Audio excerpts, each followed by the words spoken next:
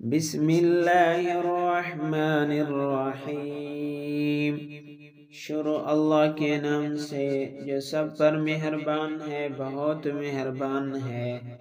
اور اہل مصر میں سے جس شخص نے اس کو خریدا، اس نے اپنی بیوی سے کہا کہ اس کو اچھی طرح رکھو، امید ہے کہ وہ ہمارے لیے مفید ہو یا ہم اس کو بیٹا بنا لیں۔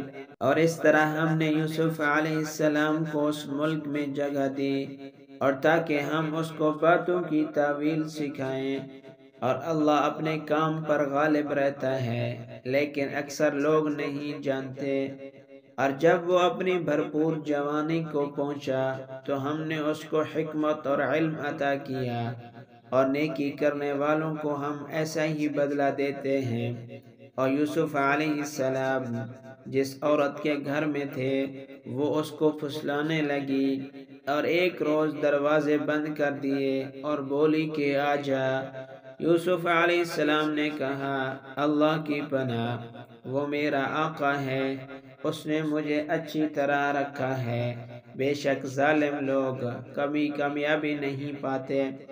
اور عورت نے اس کا ارادہ کر لیا، اور وہ بھی اس کا ارادہ کرتا اگر وہ اپنے رب کی دلیل نہ دیکھ لیتا۔ ایسا ہوا تاکہ ہم اس سے برائی اور بے حیائی کو دور کر دیں، بے شک وہ ہمارے چنے ہوئے بندوں میں سے تھا۔ اور دونوں دروازے کی طرف بھاگے، اور عورت نے یوسف کا کرتا پیچھے سے پھاڑ دیا، اور دونوں نے اس کے شوہر کو دروازے پر پایا۔ عورت بولی کہ جو تیری گھر والی کے ساتھ برائی کا ارادہ کرے، اس کی سزا اس کے سوا کیا ہے کہ اسے قید کیا جائے یا اسے سخت عذاب دیا جائے۔ یوسف علیہ السلام نے کہا کہ اسی نے مجھے پھسلانے کی کوشش کی۔